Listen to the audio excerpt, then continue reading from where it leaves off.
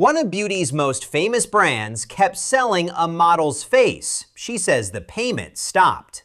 And the first words of her video leave no room for confusion. Jimena says in Spanish that Pat McGrath owes her money for 2 campaigns, foundation and concealer. Pat McGrath me debe dinero.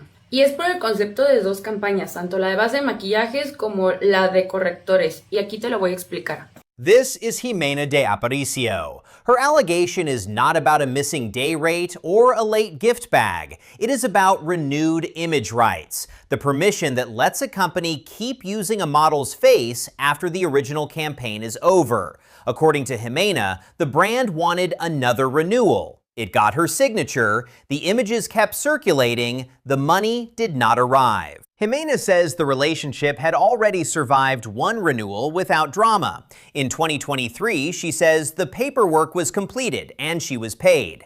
The next renewal was due in 2025. Then, on August 4th, she says the brand contacted her again about renewing the rights and paying the related royalties. Jimena gives the August 4th date and says the contact concerned renewal and royalty payment. Se me contactó el 4 de agosto del 2025 justamente para notificarme que tocaba una renovación y pago de regalías al respecto. She says the company asked to keep the fee at the previous price even though an increase had been discussed. She agreed because she wanted the relationship to continue. Then came the step that now sits at the center of the dispute, the release form. Jimena says she returned the signed rights document by email on August 8th. Yo para esto respondo el día 8 de agosto, mandando el mail con la hoja de cesión de derechos firmada. Jimena says she was passed to Finance and Human Resources to finish immigration and payment paperwork. A purchase order number was needed before she could issue a Mexican invoice. Weeks passed. She says she kept asking what was happening and was repeatedly told the payment was coming. By November, she says, the purchase order finally appeared and the invoice entered the system. December arrived with no payment. Sí necesito saber qué onda, sobre todo pues el PO number así para yo generar la factura. Me dan el PO number, yo genero la factura y la ingreso en noviembre. The next explanation, according to Jimena, was the holidays. Payments would resume in January. But when she emailed again in 2026, automated messages came back and the finance team did not answer. On a phone call, she says a familiar contact finally described a major internal financial restructuring and admitted that payments had been paused since November. Jimena says she learned from social media news that the company had declared bankruptcy and was shocked that the possibility had not been clearly explained to her. Pero a los días me entero por las noticias en redes sociales de que Pat McGrath Labs se declaró en bancarrota y yo estaba como de... Me quedé en shock porque creo que lo correcto es que de a perdido me hubieran dicho, y sabes que estamos planeando declararnos en bancarrota o algo así, la verdad le estamos pasando muy mal. Algo, o sea, como una explicación bien. That part is no rumor. Pat McGrath Cosmetics LLC filed a voluntary Chapter 11 case in Florida on January 22, 2026. Chapter 11 is a restructuring process, not a declaration that every business activity stops. The company kept operating while debts, financing, control, and a reorganization plan moved through court. On April 21st, the court considered confirmation of the amended plan. The founder would remain connected to the creative identity, but ownership and control were changing. For Jimena, the legal machinery did not produce a simple answer. She says her agency tried to contact the company, was asked for documentation, and then the replies stopped. Later, physical legal documents arrived at her address in Veracruz. Her most serious claim is that those documents recognized the debt, yet still offered no clear route to payment. Jimena describes the physical documents and says they acknowledge the debt owed to her. Dejaron de contestar y al tiempo me empezó a llegar documentación, o sea, literal documentos físicos a mi dirección en Veracruz. Estos documentos venían desde Miami, en representación de Pat McGrath Labs. Básicamente este documento dice que ellos sí reconocen la deuda que tienen conmigo, pero pues no ha habido como algo más. While Jimena waited, the rescue plan brought new money into the company. A financing announcement said the recapitalization could provide up to $30 million in fresh capital through the Chapter 11 process and after emergence. That figure sounds explosive beside one unpaid model, but it is not proof that those funds could legally be used for her particular claim. Bankruptcy decides who gets paid, when, and under what priority. It does not turn every creditor into the first bill in line. Still, look at this story from her side. New launches continue, the brand remains visible, products keep moving through stores and social media. Her face, she says, remains part of that commercial machine. Yet, she says nobody has contacted her with a solution. That is why she says she made the video, not as a beauty review, but as public pressure. Jimena says there were new launches and additional financing, but she still had not been contacted.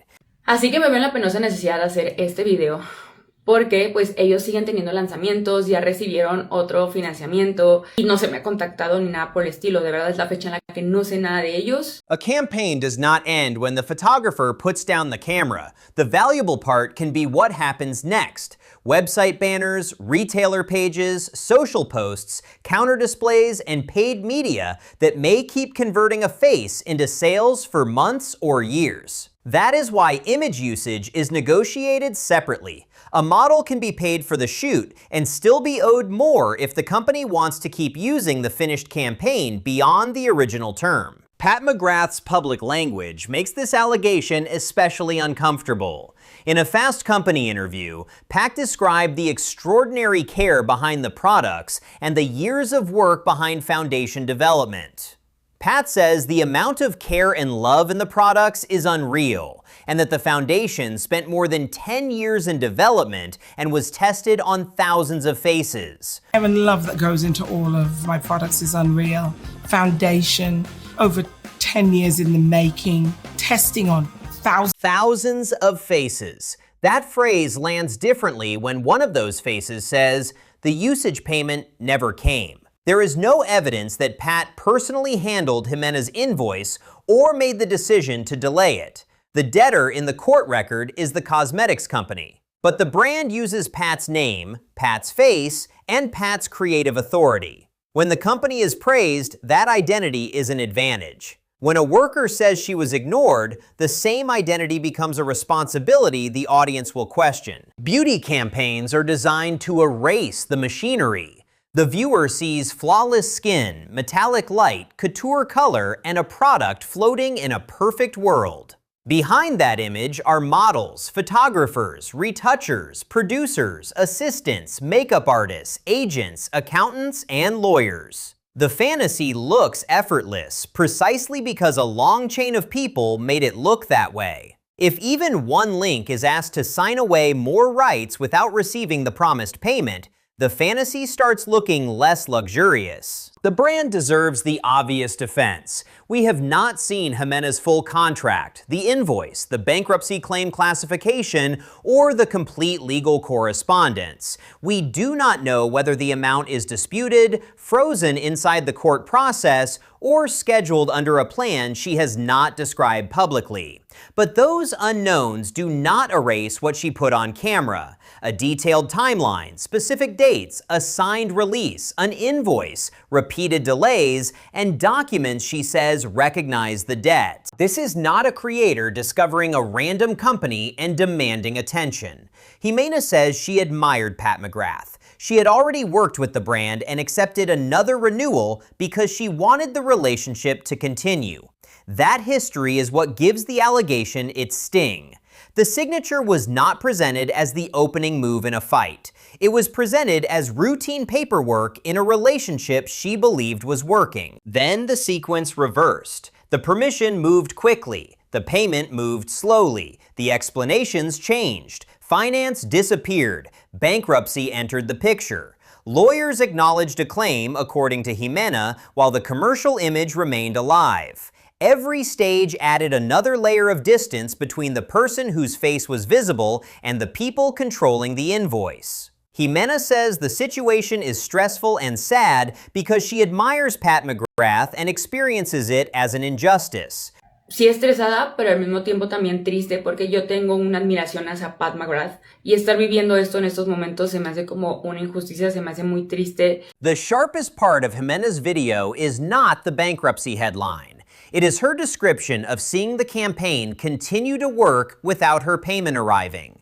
The image can appear on a website while she refreshes an inbox.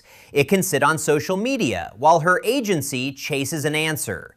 It can stand at a retail counter while the person in the picture waits for the company to explain what happens next. Jimena says her image is still circulating and appearing online, on social media and at store counters, while she receives no response. Porque pues mi imagen sigue circulando, mi imagen la siguen ocupando, sigue apareciendo en sus páginas web, a veces en redes sociales, sigo apareciendo en los counters de las tiendas y no recibo una respuesta de parte de ellos. That is the visual contradiction at the center of this episode. The model is not claiming the campaign failed. She is claiming the campaign kept succeeding at its job, attracting attention, representing the product, and giving the brand a human face. Her complaint is that the human being behind that face was treated like the least urgent part of the image. Fans can love Pat McGrath's artistry and still ask what happened here. The formulas may be excellent, the campaigns may be beautiful, the bankruptcy may have been complicated. None of those points answers whether Jimena should have been paid for the rights she says the company requested and continued to use. A prestige price is supposed to represent more than pigment. It sells craft, rarity, labor, and trust. An unpaid worker allegation attacks that story from the inside. No public response from Pat McGrath Labs to Jimena's specific video was located during production. A clean response would not require a slogan, it would require the company to say whether the debt is recognized, where it sits in the restructuring, and what concrete path exists to resolve it. Until then, the model's public allegation remains beside the brand's public images, and every new launch risks dragging the old invoice back into view. So this is bigger than one missing payment notification. It is a question about who gets protected when a beauty company is under pressure.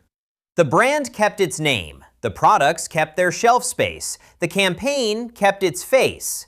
Jimena says she was left waiting for the part that belonged to her. If a company can keep selling the image, should it be able to keep delaying the person inside it? Or is the answer much simpler? Pay her.